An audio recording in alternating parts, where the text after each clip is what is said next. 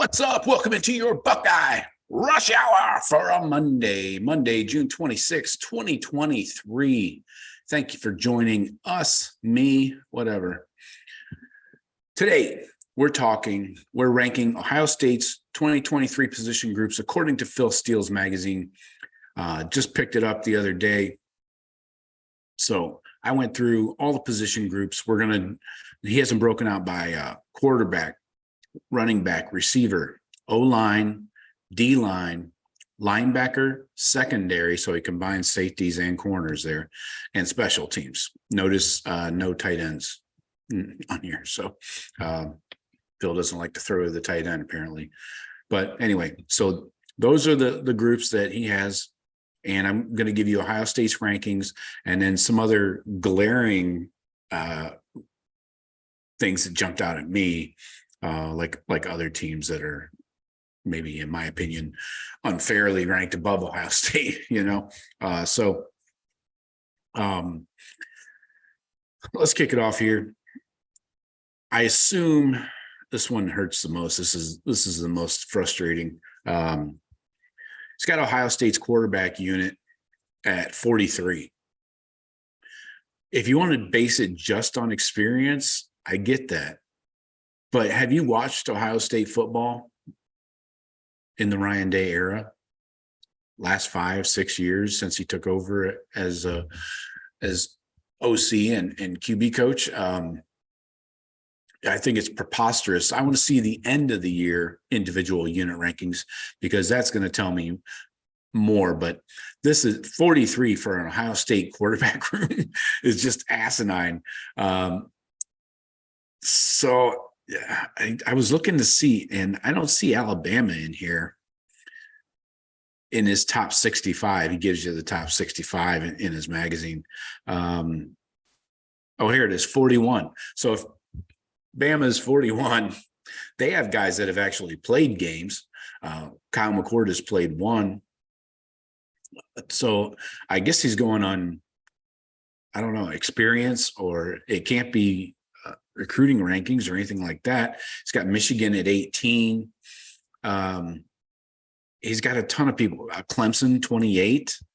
He has USC number 1, of course. I mean, that's based on one guy, right? I mean, but if you're going to take Lincoln Riley's coaching ability and his ability to crank out Heisman, trophy winners and semifinalists, okay. But why is that part of the formula? It's got Washington 2, Oregon 3, North Carolina 4, Arkansas 5, Tennessee 6. Seriously, Tennessee? Joe Milton's their freaking starting quarterback, man. How do you – I'm going to need an explanation on this. Somebody, if you guys know something I don't, please drop a line in the chat because I want to know why Tennessee is 6 and Ohio State's 43. That makes zero sense. What has Joe Milton ever done? Throw it from his knee 70 yards or something, BFD. So I don't get that. I know they got Nico, but he's not going to play probably. He's a true freshman anyways. Same with South Carolina at 7. You got Mississippi State at 8. Will Rogers, okay. He's played a lot. What's he done?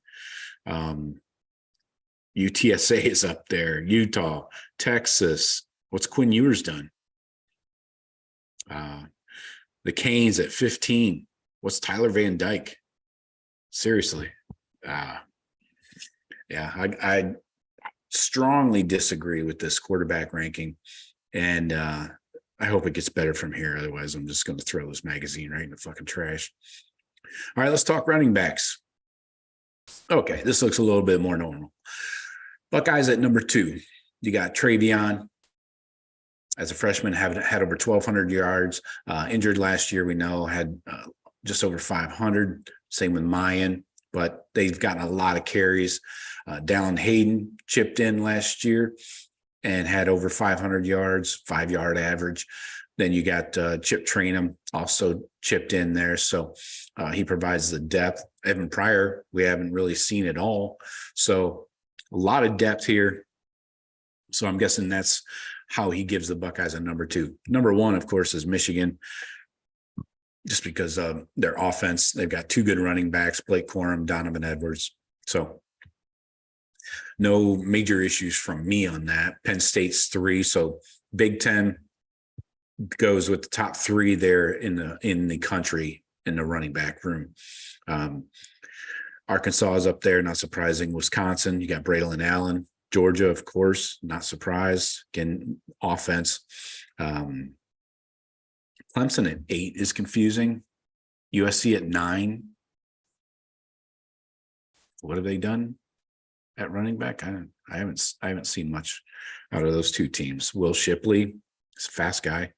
What do you have? 700 yards last year. Oh, he had 1,100 total. But anyways, USC, Notre Dame, UCLA's up there, Oregon. So we'll see. Bama's at 15. I'm sure they love that. Justice Haynes on that squad. So Buckeyes at 2, running back room. I'll take that. No complaints. Let's go to O-line. According to Phil Steele, the Buckeyes are number 8 in the country. I'm going to zoom in a little bit. Georgia, number 1, not surprising. Who else here? Michigan, number 2. They won the Joe Moore Award last year, so apparently Phil likes awards. Florida State at 3. I don't know about that. Texas 4. What? Utah, Ole Miss, Oklahoma, Ohio State at 8.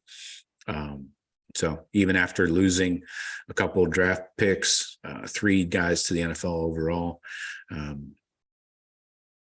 we'll see. We added a couple transfers, so Buckeyes remain a top. I guess if you want to take in coaching, Justin Fry is one of the best O-line coaches in the country. So I guess that's where Phil is getting his rankings from. But again, we have new starters at both tackle positions. So I don't 8 seems a little aggressive for me. A&M's at 10, Clemson at 13, Penn State 14. See, I thought Penn State would have been a little higher up. Their left tackle's NFL guys, so came back. We'll see. Who else here? West Virginia's up there. That's surprising. USC 19, LSU 20, Wisconsin at 18. That's interesting. Bama at 22. It's interesting. Bama is a little further down the list in these position groups so far than you might think, for being a perennial playoff team. Let's pop in the chat real quick, see what's up. Is there anybody out there? Not yet. All right, let's look at receivers. Everybody loves the receiver room, right? Obviously, the Buckeyes are number 1 there. I would have fucking lost my shit right here on air. Got Marv, Emeka. Emeka's definitely in the conversation as the number 2 receiver in the country. Cranking out NFL dudes. You got Fleming also. They include Cade Stover, so he uses tight ends in his wide receiver rankings. So deep and talented. No shit, Chet. Wake me up when they're not. But then behind them is Washington. Very surprising. Then you got USC. They got some guys that are somewhat unproven. They got some young guys. Zachariah Branch. Georgia, number 4. Now, this must be based on their tight ends because the only receiver I know of is Ladd McConkey. He's not that great, is he? He had 700 yards last year. So it seems like a lot of receivers transfer out of Georgia. A.D. Mitchell transferred out and is going to Texas. So I'm surprised Texas, here they are at 5. I thought they would have been a little higher, maybe challenging OSU for the number 1 spot. But you got Isaiah Nair transferred in from Wyoming. You got Xavier Worthy. He's a stud. Jordan Whittington. And they got a tight end here. Plus, they had A.D. Mitchell from Georgia. They got a couple of freshmen coming in. So Texas, I would have them up a little higher. Tennessee coming in at number 6. Brew McCoy. That guy has transferred more than anybody I've ever seen, man. More than Dylan Raiola. Sheesh. I don't know. Seems like I only know 2 of these guys. Jalen Hyatt's gone, right? So anyway, Bama at number 7. They can't develop receivers that save their ass. Their coach sucks. Texas Tech at 8, Florida State 9, Oregon 10. Oregon's high ranked in these position groups on offense. Kind of surprising. Arizona 11, LSU 12. Interesting. And North Carolina 13. So some other notables, A&M at 16. Yeah, not a lot going on there. And further down the list, you got Notre Dame at 57. Yeah, again, I've been saying this, man. I am not worried about Notre Dame's offense whatsoever. Stop the run, make them throw it. I don't think they have a prayer. They have no receivers. They probably got a good tight end. That's it. Now, Michigan, very interestingly to me, is 39th. Their receiver room is 39th in the country, according to Phil. That's pretty freaking low, man. Again, kind of a similar issue in Notre Dame. They just don't use their outside weapons. They might have one, but they don't use them. They don't let JJ, sit back there in the pocket and throw. They run the shit out of the ball and occasionally an arm punt downfield. So, Oklahoma too. Those guys haven't had a receiver since Lincoln Riley left. So let's check the chat, see what's up. Hey, nobody's in there. All right. If you guys want to discuss something else, hit me in the chat. I'm going to finish up these rankings real quick. So let's go to the defensive side of the ball. We're going to start with D-line. Buckeyes obviously are high on the list there. Number 1, Clemson. Number 2, Georgia. Number 3, Penn State. Number 4, the Buckeyes. Obviously cranking out NFL D linemen. You got JT, Michael Hall, Jack, Tyleek. So can they put it all together this year? I think you're going to see vast improvement, especially from JT and Jack. Interesting. Iowa is number 5, Michigan 6. So you see the Big Ten, their footprint hasn't changed whatsoever. Strong in the lines of scrimmage. You got Penn State, Ohio State, Michigan in the top 10 in offensive line, defensive line. So, and then running backs too. Yeah, more things change, more they stay the same, right? Florida State, again, high ranked here at number 7. I'm going to take a drink of water 1 sec. Ooh, that's vodka. A&M's up there. A&M, for the talent they bring in, they cannot develop it for shit. Jesus, it's disgusting. Anyway, Illinois at 13. We know Bert likes to get him some hogs down in the middle, both sides. 16 is Alabama. Wow. Those guys used to be like top 5 and everything. What the hell happened? Somebody's going to say, Saban's getting old. He's going to retire. Yeah, don't say it. Don't fucking say it. You'll jinx us all. Notre Dame's at 18. Always have a strong D-line. SC at 19. I'm kind of surprised. Their defense, I don't know. They must have talent, but they just can't get that talent to play defense or tackle. Wisconsin 31. Nobody else that really impresses me. Let's go to linebackers here. Georgia, number 1, not surprising there. They've kind of taken over Alabama's spot, especially on the defensive sides of the ball. So even with losing a couple of draft picks from last year, they're still number one in the country. Clemson also lost a draft pick. So, but they're number two.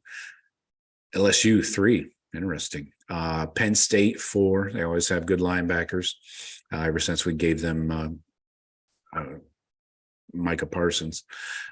Thanks, Herbie. Michigan, number 5. Okay. They had a Nebraska transfer, so there's that.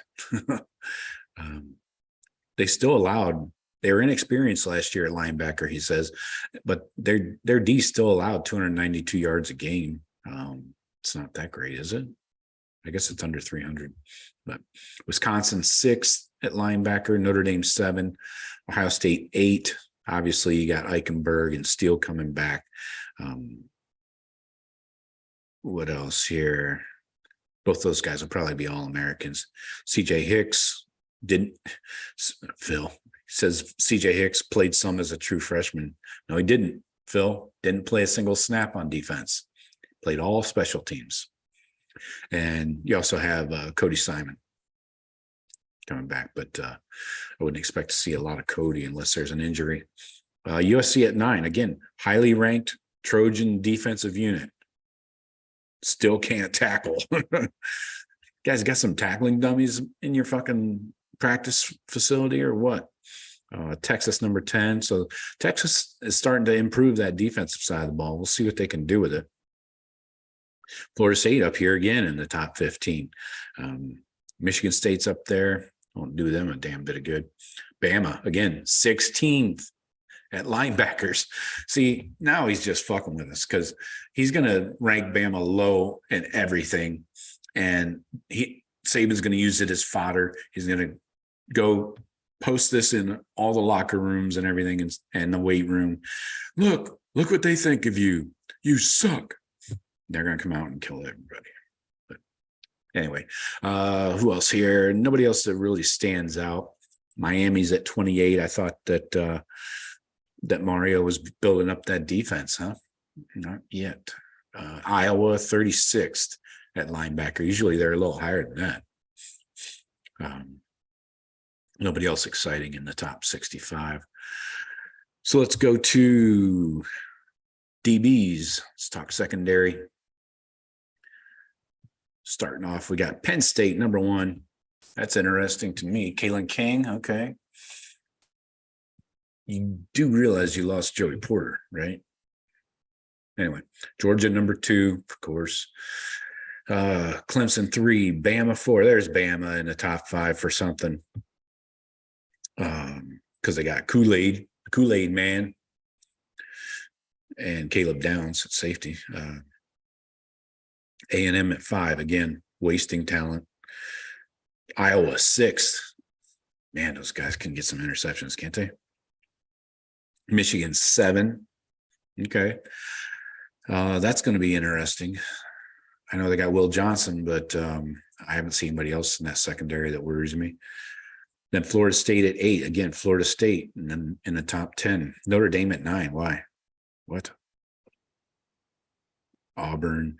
Buckeyes coming in at 12 with the defensive backs.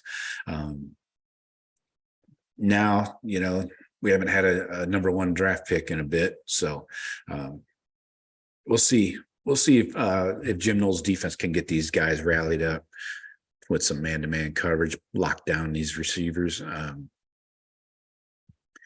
I think this unit will get back to the standard at Ohio State, the BIA. Who else we have here? Oregon, 19. Canes, 26. Wisconsin, 27. USC, 32. Now, you see where the weak spot is for USC, the secondary. That's right. That's about it.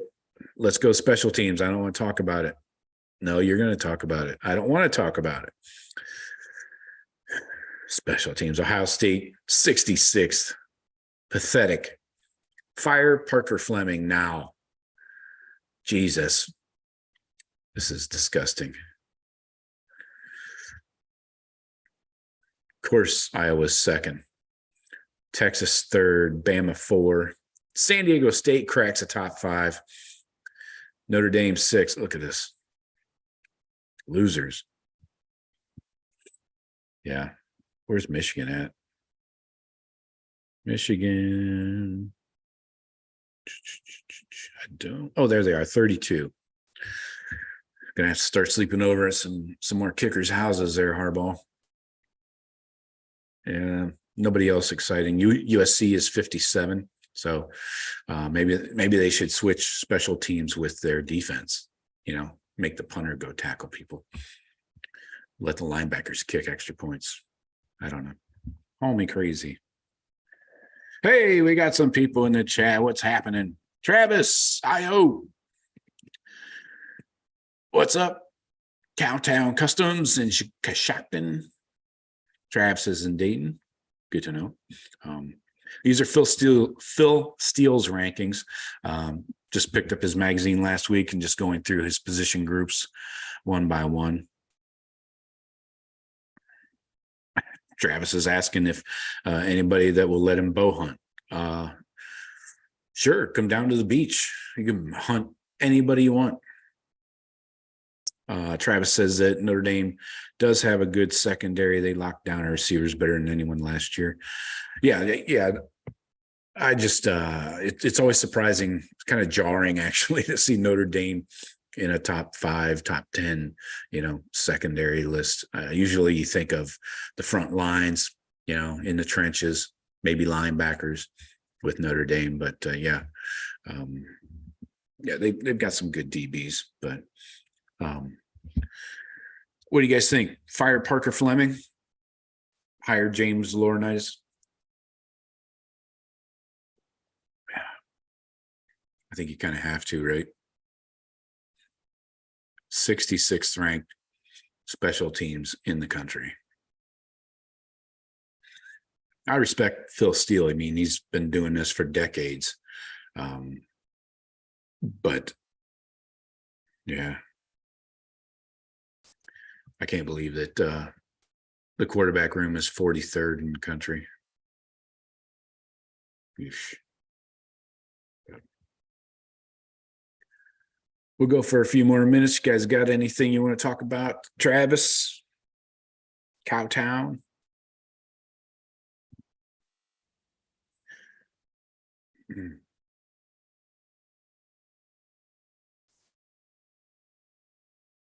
Will Day let Parker choose his returners? I think Parker will make his recommendation. Yeah. But I think Day is going to have the ultimate say in that area. I'm not sure I trust Parker to make any decisions, honestly. He seems like he's just going to bust out a calculator and a bunch of numbers and tell you the square root of Emeka Egbuka returning a punt or some shit, So I think as far as returners go, I like Xavier Johnson at kick returner and punt returner, honestly. He's got good hands. He's reliable. He can take a hit. He's good size. He's not a soft little guy. I think I would start the season with Xavier. I don't think you want to go with starters. Like, you don't want your starting running back or your starting receivers back there. That's been Ohio State's like MO. That's what they do. But yeah, I think you go with a secondary guy like that. Jaden Ballard, even for if you want a fast guy, I'd be fine with him returning punts.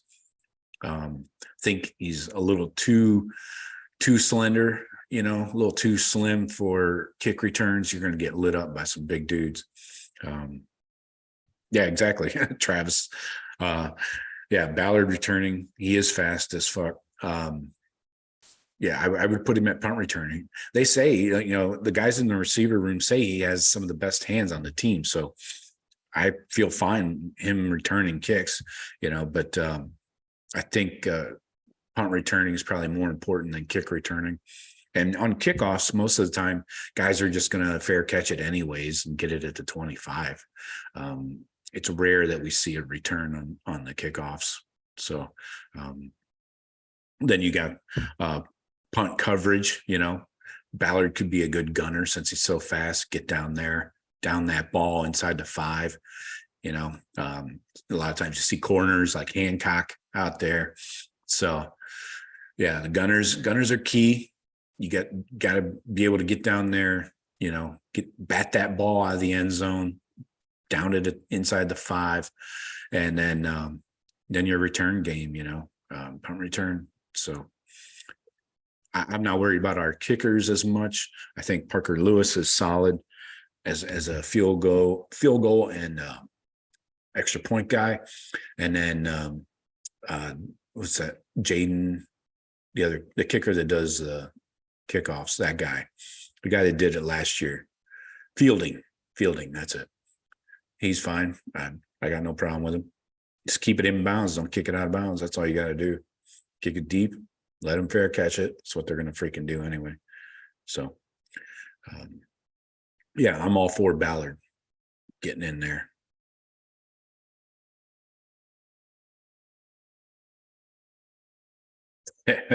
Yeah. Travis says maybe a freshman wide receiver like Tate or Ennis. I don't know, but we shouldn't have some white walk-on back there like last year. No, Reese Stocksdale should not ever be in the game returning punts. Ever. Sorry, Reese. It's not personal. You dropped 2 in a row. That was disgusting. And I blame Parker for that. That's Parker's fault. He's the one that made the call, probably. It's like, Coach Dave, we got a new guy. We need to get some reps and in game. They were, we were up, I think, a couple scores at least, but yeah, no more Reese Stocksdale. Yeah, I think Xavier's the way to go. Take a hit and deliver one. Saw him on special teams last year delivering blows on kickoff. So